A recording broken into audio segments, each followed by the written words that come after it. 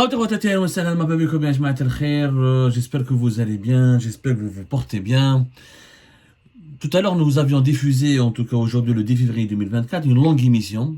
Elle est déjà en train de cartonner. Vous êtes très nombreux à la suivre, à la commenter. Le débat est assez bouillonnant sur nos différentes plateformes d'Algérie. Pas concernant le séjour, pas la visite, Saïd Chengriha en Arabie Saoudite.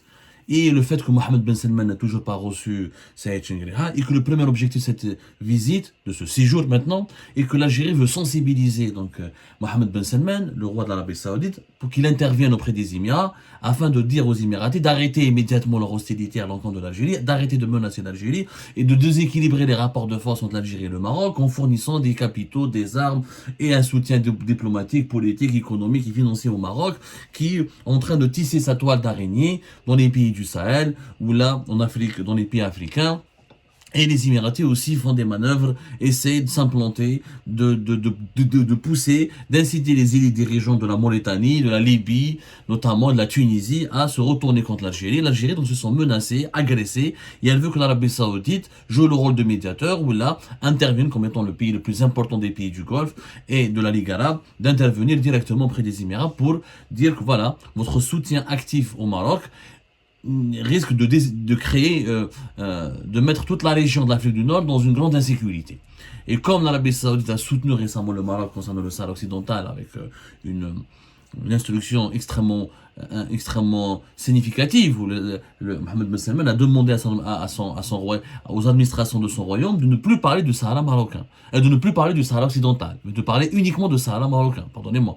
Donc l'Algérie est inquiète et elle a peur que l'Arabie Saoudite rejoigne ou appuie ou aggrave les tensions entre l'Algérie, le Maroc et les Émirats en appuyant leurs efforts et leurs actions hostiles dans les différents pays qui composent notre région, à savoir le Moyen-Orient et l'Afrique du Nord.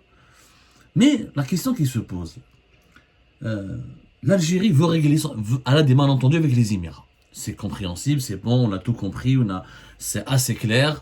Depuis 2022, les dirigeants algériens, par les biais des médias, par les biais des personnalités politiques, par le biais des circuits informels, ne cessent de protester contre le lobbying hostile des Émiratis et leur alignement systématique sur les positions marocaines et leur alliance de plus en plus puissante, intense et avec le Maroc dans la région.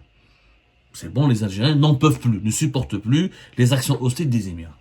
Mais au lieu d'aller en Arabie Saoudite, qui elle-même soutient le Maroc, qui vient d'elle-même, le 15 janvier, Mohamed Ben Salman dit que je ne veux plus entendre parler de Sahara occidental. Je veux parler du Sahara marocain. Et tu vas demander à Mohamed Ben Salman de dire aux Émiratis d'arrêter de soutenir les Marocains, d'arrêter de soutenir l'Algérie, alors que lui-même soutient officiellement les Marocains. Mais franchement, l'action, la démarche de Saïd Chengriha en Arabie Saoudite, d'ailleurs on n'est même pas sûr qu'il va le recevoir, et je pense même pas qu'il va le recevoir, parce qu'on est le 10 février, aucune audience n'a été encore accordée à Saïd Chengriha, ça fait une semaine qu'il est là-bas, c'est inédit pour un chef d'état-major de l'armée algérienne de rester à l'étranger pendant une semaine, pratiquement. Donc, est-ce qu'il n'y avait pas une autre solution? Est-ce qu'il n'y avait pas une autre partie, une autre puissance?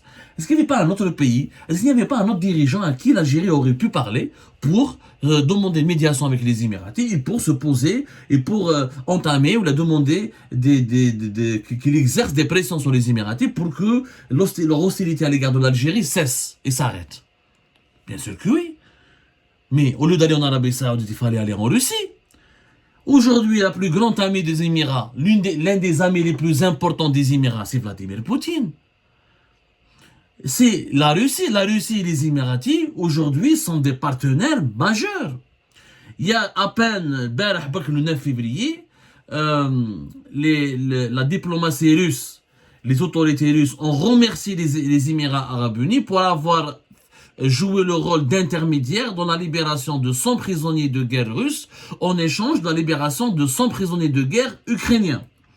Et le ministère russe de la Défense, il a pris acte, il a salué la médiation humanitaire des Émirats arabes unis, et le président ukrainien Volodymyr Zelensky lui-même a salué la médiation émirati. Le ministère des Affaires étrangères des Émirats arabes unis a déclaré qu'il s'agissait du troisième effort de médiation entre la Russie et l'Ukraine durant l'année entre 2023 et 2024 et qu'il appelait et qu'il continuait à jouer un rôle. C'est la troisième fois que les Émiratis participent à un échange de prisonniers entre l'Ukraine et la Russie. Auparavant, en juin 2023, il y avait déjà Vladimir Poutine lui-même, il avait salué le renforcement des relations entre Moscou et Abu Dhabi. Il avait rencontré Cheikh Mohammed Ben Zayed Al Nahyan, MBZ. Il y a MBS en Arabie Saoudite, mais son aîné c'est MBZ aux Émirats. Les Émirats sont un très bon partenaire comme nous. Les relations se sont développées avec un grand succès. Et il a salué, il a remercié les Émiratis pour leur rôle joué dans les échanges de prisonniers entre la Russie et l'Ukraine. Et même, Poutine lui-même a reconnu que les Émirats arabes unis jouent un rôle de médiateur aussi entre Moscou et Washington. Et que les Émiratis sont maintenant le pays qui est le plus respecté par la Russie en termes lorsqu'ils ont envie d'avoir une médiation, d'échanger ou de négocier indirectement avec l'Ukraine ou les États-Unis d'Amérique ou les autres pays occidentaux. Les relations stratégiques entre la Russie et les Émiratis sont devenues un fait avéré. Là, il y a une alliance importante. Poutine a visité les Émirats arabes unis et l'Arabie Saoudite, n'est pas venu en Algérie ou là ailleurs, en décembre 2023. Rappelez-vous, il a parti juste en marge de la COP 28. Vladimir Poutine a été reçu à Abu Dhabi par toujours Mohammed Ben Zayed Al Nahyan, MBZ. Les relations sont très amicales, ils sont devenus des alliés, où les Émirats ont réussi à être un carrefour. Ils ont vraiment bien réussi leur rôle de médiateur entre l'Occident et la Russie. Et après avoir été longtemps le grand ami de l'Occident, les Émiratis aujourd'hui se sont émancipés des Occidentaux et aussi ils ont construit une relation hyper solide avec les Émiratis. Donc, et au chef les Wagner, Soudan, ils soutiennent les alliés des Émirats contre le général Burhan, les fameuses forces paramilitaires du soutien rapide au général Dagalo. En Libye, la Russie et les Émirats sont des soutiens du maréchal Haftar et partagent les mêmes intérêts.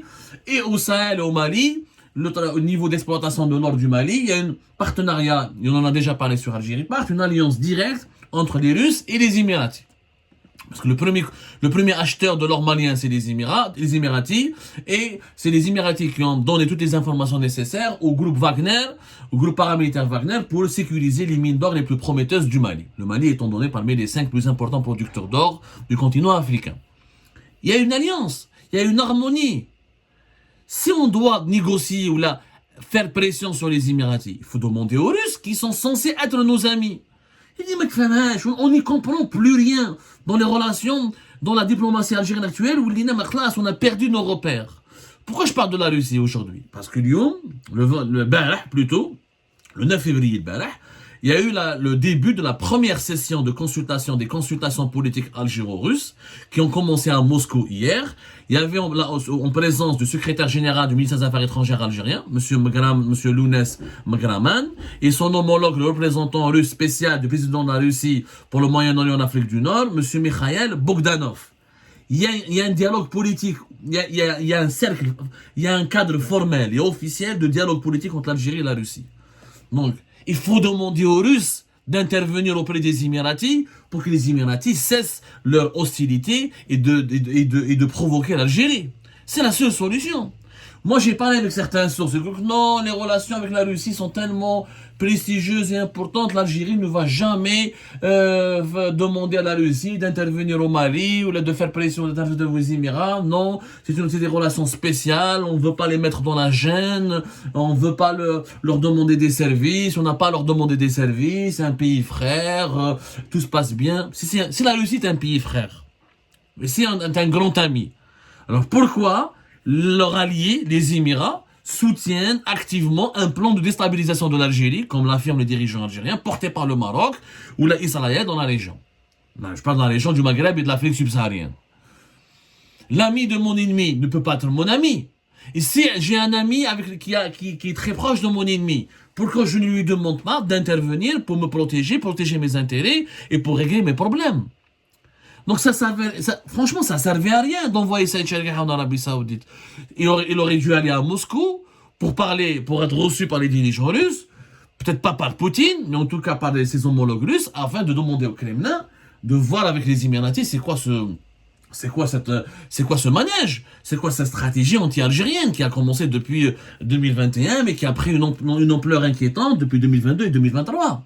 Jusqu'à aujourd'hui, début de l'année 2024, puisque c'est bon, on a vu les Émiratis, voilà, investissent au Sahara occidental, donnent de l'argent au Maroc pour qu'il Maroc se positionne en force dans les pays du Sahel, appuie militairement les Marocains, appuie diplomatiquement les Marocains, et ils soutiennent toujours les camps dans lesquels l'Algérie, qui menacent les intérêts de l'Algérie, que ce soit en Mauritanie, que ce soit en Libye, que ce soit même en Tunisie. Il y a toujours des lobbies émiratis qui sont une menace directe contre les intérêts de l'Algérie.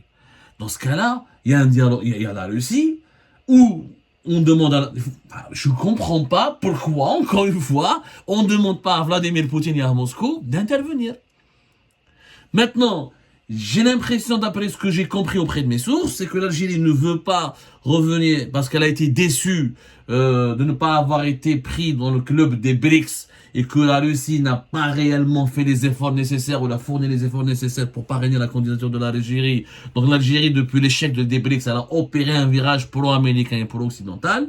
Et comme le régime algérien, il a misé sur la Russie de 2021 à 2023, il avait vu qu'il a échoué, c'était un mauvais pari, ça lui a pas un mauvais pari à ses yeux, parce qu'il s'attendait de la part de la Russie à un soutien, et un soutien beaucoup plus actif.